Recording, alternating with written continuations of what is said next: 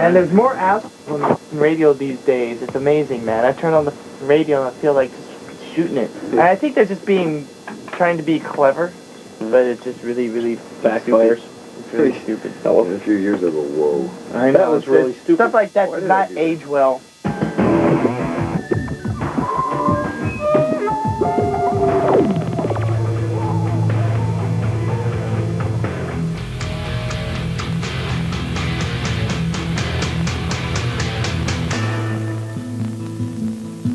I think a lot of bands, without knowing it, kind of dig themselves too much of a rut.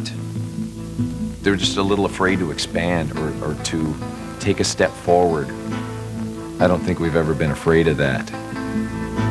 There's a certain dynamic between the four of us that seems to like keep the spark alive. The thing that has kept Metallica going so long, and it's kind of been our secret. I mean, it's how, you know, everybody always wants to be there for the other three guys. Nobody ever wants to let the other three guys down. We get older, and that's okay. We change, and that's okay, as long as it's natural. Metallica has always been the thinking dudes metal band, punky but intricate too. Early Metallica tracks, in fact, were so fiendishly multi-metered the guys themselves could barely keep up in concert. But that's history. The song's real raw in terms of it just has like two guitars, drums and bass, a couple of vocal effects and stuff like that. Whereas the rest of the album ranges over many stylistic strategies, right? Stylistic strategies. I like that one. That's a really good one. Well put there. And it's like, In other words, it's a complete mess.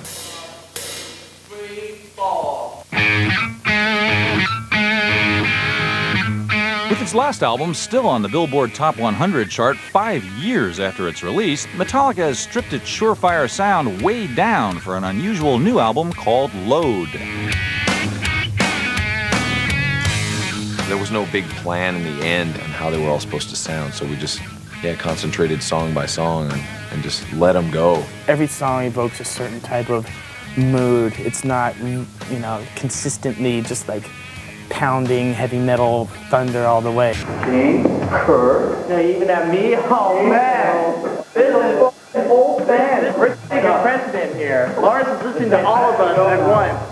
I think the one thing we had to do was just be looser, be more, go for attitude, go for vibe, and go for something that was more of a band sound.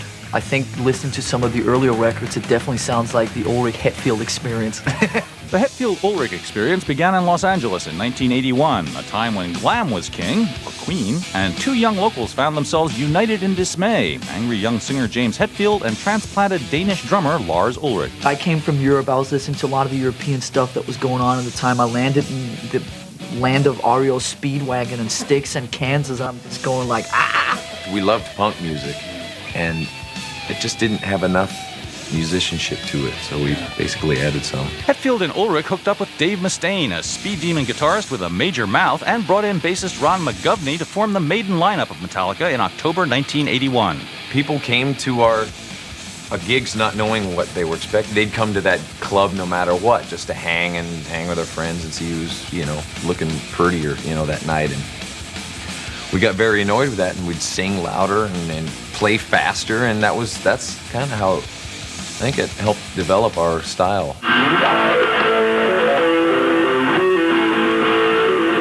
So Metallica was working, but something was lacking in the band's lineup, and while watching another group at the famous Whiskey one night, they discovered what it was: bassist Cliff Burton. So we saw this big mop going, and, you know, we had this wah going, and fingers and hair were flying, and we just thought that was so cool and so unique, and we had to have the guy. He really had been studying music at a college up in San Francisco and stuff, and really started introducing James and me to things like harmonies and melodies and stuff like that. My name is Donna Davis, and I'm here with Metallica, the hot new heavy metal band from LA. And let's have them start with their name and what they do in the band. And let's start with you. James Hetfield, rhythm guitar and vocals. Lars Ulrich, drums and Dave Mustaine, lead guitar. Cliff Burton, bass guitar.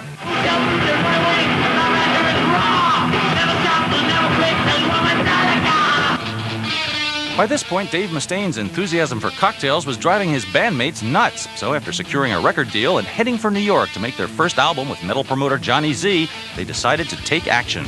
As soon as we got to New York, it's like, hi, Johnny Z, or, we're Metallica, and what kind of sack our lead guitar player? Whoa, In giving Dave Mustaine the axe, Hetfield and Ulrich were, shall we say, unhampered by sentiment.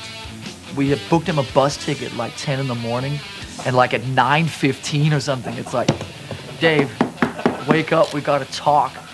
And so basically we woke him up, and he was still sort of rubbing sleep out of his eyes. Babe, you gotta go home. And then and you gotta go on a bus. Well, yeah, Dave, you gotta go home. And then the infamous, this lingers, this is like famous, this question. He goes, when does my plane leave?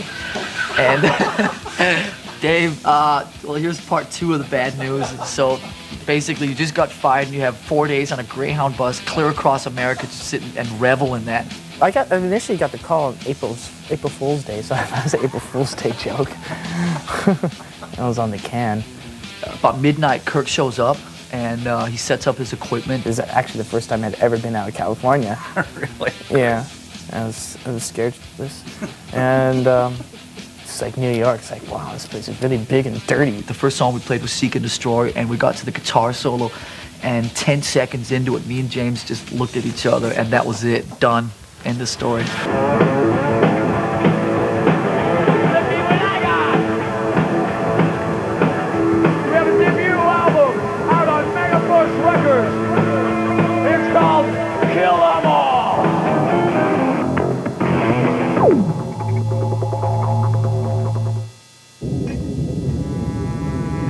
A contest so big it takes 4 tractor trailers to deliver the prize. 4 winners, 4 semis, hauling ass across America. Each truck holds an awesome mystery load. One truck holds a bonus load so awesome, you'll drop yours. MTV and Metallica deliver the mother load of all contests. Watch MTV every night this week at 6:30 to learn how you can be one of 4 winners to have a truckload of loot dropped at your door. And if you're the luckiest of the lucky 4, your truck will also contain Metallica. What's the problem? You gotta let me out, I gotta go piss. You should have said something before we left. Metallica will actually come to your home, hang around for a while, and drop a load. Enter the MTV Metallica Motherload Contest. Don't forget to bone up on your Metallica trivia, because we'll be asking questions. We get to the winner's house in just a few minutes. We'll have cold refreshments for everybody, and we'll rock! What? What's everyone looking at? It's all down to him if we're gonna move. know. Lyrics are the bottleneck of the whole album. Really good.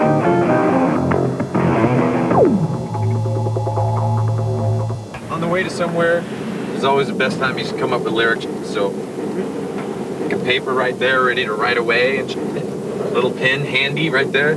Going back and forth to Lars's and I'd be late going there. Stop at Wendy's. I'd be eating a burger, talking on the phone, and writing down lyrics. What's on your mind writing-wise these days? What are the themes of some of these songs?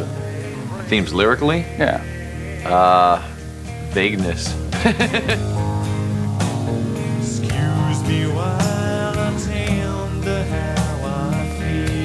I don't want to really give any preconceptions, but it's more deep, personal stuff. It's. I had to kind of go visit some kind of messed up places within where I thought, well, I'm all better now. I don't have to write that kind of crap anymore. But I mean, once you're messed up, you're, So tell me open, pour me out. The things inside that scream and shout.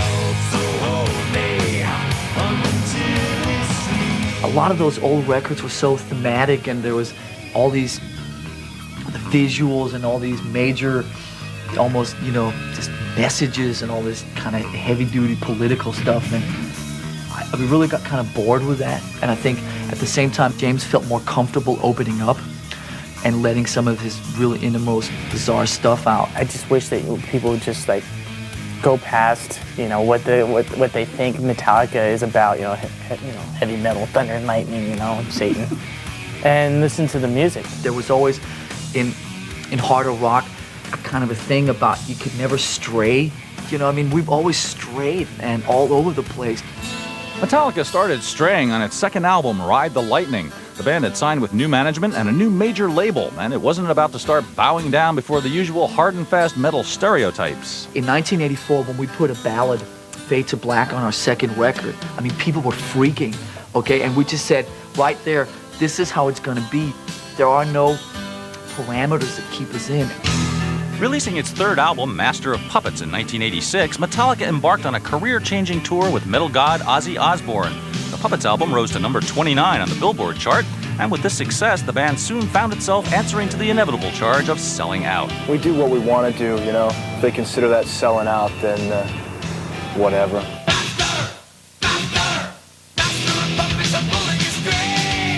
Metallica's success was unique in that rock radio gave the group zip in the way of airplay. Radio didn't want us, and it was, I mean, we kept, sending them tapes. As for the hot new promotional medium of music video, well, Metallica dismissed it as lame. Oh, you had like these guys playing, and then they'd have all these girls in bikinis, prancing all around. That became like a rock standard for a while, and we didn't want anything to do with that. Metallica was also fighting the popular image of metal itself, of a dark cult genre devoted to death and Satanism, music for losers. You say one more thing about Metallica, I'm gonna slam you in the nads. Yeah. Go on with your bad self, Beavis. As with many stereotypes, this one was highly misleading, as is demonstrated in the recent film Paradise Lost, the true story of 3 Arkansas metal fans accused of ritually murdering 3 young boys. Initially, we wanted to look at this case because it was about 3 teenagers who listened to heavy metal music, who wore black, who were into satanic ritual, who allegedly had killed these 3 kids. As we started uncovering the layers, we realized that the kids, in fact, may be innocent, and that the fact that they listened to heavy metal music down in a Bible-thumping area of the country made them automatic targets for a police department that was under a lot of pressure to solve the crime. Anything wrong with wearing black in and of itself? No. Anything wrong with the heavy metal stuff in and of itself? No. The Book of Shadows, anything wrong with that in and of itself? No. But when you look at it together and you begin to see inside Damien Eccles, you see inside that person, and you look inside there and there's not a soul in there. Impressed by the thrust of Paradise Lost, Metallica for the first time allowed its music to be used in a movie. After all, the band itself, while famously close to its fans, had been accused of encouraging teen suicide with its ballad Fade to Black, even though many young listeners said the song had helped them through dark times.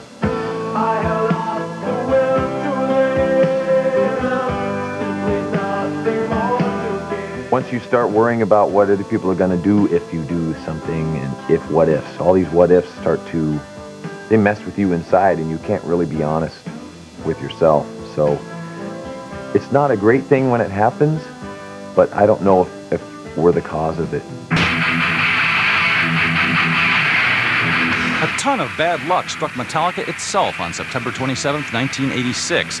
While touring Europe, the band's bus skidded off an icy road, and bassist Cliff Burton was killed.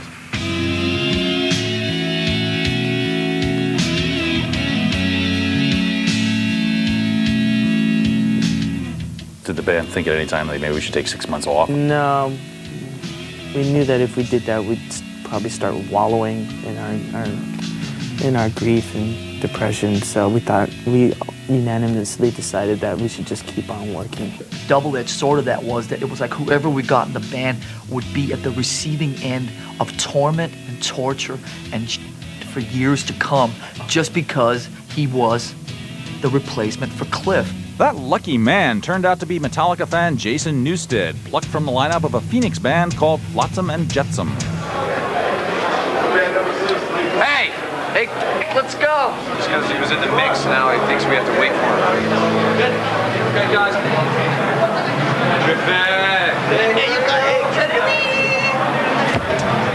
Looking back on it, the first couple of years were rough. Actually, the first couple of years and couple of years were pretty rough. When they wanted to be ugly, they were ugly and didn't really, that was just that. You didn't beat him up or anything, did you? No, we didn't beat him up. Well, mentally we beat him up. But, I mean, come on, he walked off the street into a dream situation, so we had to let him know that it's not this easy, brother. I had to really keep a straight-head professional. really had to see further. You know, I had to like look beyond all these kind of things, these bumps and these curves and obstacles. I really had to look beyond that. There were a lot of them in the beginning. It's come a long way, and I think in a bizarre way, this is the most we've ever been a band right now.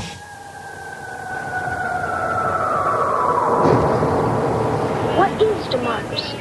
It's got something to do with young men killing each other, I believe. In 1988, Metallica released a new album, And Justice for All, mounted a worldwide tour, and finally came up with a video concept they liked. The story of a young man who goes off to war and comes back a vegetable. I can remember sitting on the couch and one would come on, and then afterwards the DJ will say, well, on a lighter note, we have... and I knew we had touched a chord.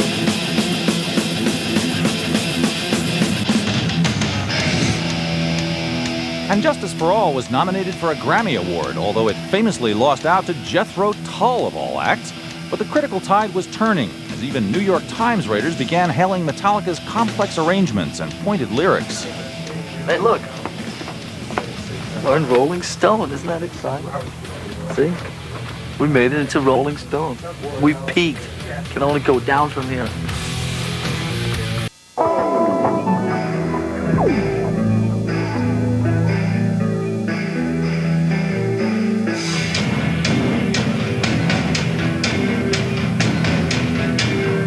In 1990, gearing up to record its fifth album, Metallica finally found a producer the band would come to value highly, veteran studio whiz Bob Rock. One of the first things Bob Rock ever said to me when I met him 5 or 6 years ago in Vancouver was, you guys have never made a record that sounds like you sound when you play live. Let's don't do a yeah at the end. Do something else. Woman. Right? Okay. Child. Fire woman. Something's wrong, something like heavy thought tonight, and the honor's the way. I think we kind of all fessed up to the fact that we just needed to bring somebody else into our tightly knit organization and work with us in the studio. The typical Bob Rock scenario is me showing up and playing guitar, and him looking at me and saying, come on, man. And I'll look at him and say, what? And he goes, you're much better than that. Come on. You don't want to put that on an album. Remember what I said about guitar players that don't do their homework? Remember that. Hey man, I do my homework.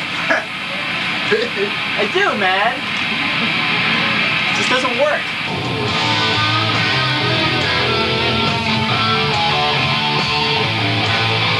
The resulting record, officially called Metallica, unofficially the Black Album, was unveiled at a fan listening party at New York's Madison Square Garden.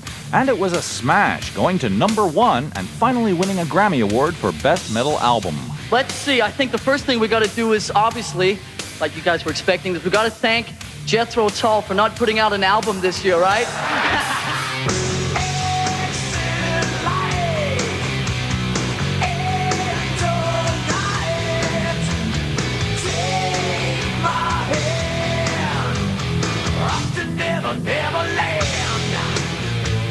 I knew we had a really good record, and I knew that it was going to do well. I would never in a zillion years think that 5 years later it's still hovering in the top 100 and selling, you know, whatever X thousand copies that we. I mean, who just bought the Black Album last week? The longevity, that's cooler to me than being on top for 5 minutes, really hanging out and still being relevant, and for some reason people are still buying the damn thing.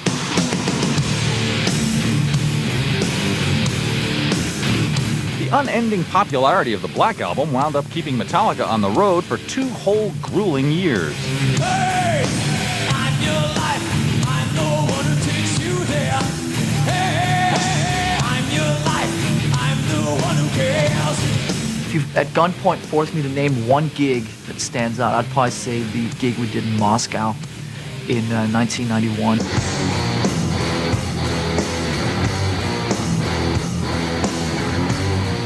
This was just elevated one step more than anything I've ever seen of us and working with an audience, and it was that whole experience was truly amazing. After cranking out some 400 shows, the members of Metallica decided to take a whole year apart from each other before starting work on Load. The sound on this record seems to indicate sort of a happier group. Do you feel happier than you were 15 years ago? I don't know about happier. Less unhappy. Maybe. Has the songwriting process changed? The actual songwriting process hasn't changed that much. It's still me and James who sit with the material. It's still me and James who put the songs together, the basic arrangements, everything like that. I think this time around we ended up using more stuff of Kirk's. And all the whitehead stones and rose like Georgia cotton. Let's play Guess Who's Not in the Room. Bob! Producer Bob Rock was back on board for Load, of course, and Metallica itself was a changed band, rested, mature, and operating now with a new, more democratic spirit. It's like a band, you know? It's very weird, you know? Lars and I back off a little and let them take a little control, you know, over their own, you know, parts. They kind of let down the guard a little bit and maybe let a little bit more responsibility go to the other cats in the band, Kirk and myself, and let us be able to, you know, voice our opinions and really show our stuff this time. I mean, we're really doing everything backwards. Do you know what? I mean, most people they start as a band and then a couple of guys take over and then everybody blows up. But we kind of, you know, started with a couple of guys running the show and then it becomes a band and now it's like a tighter thing than it's ever been before. It's kind of weird.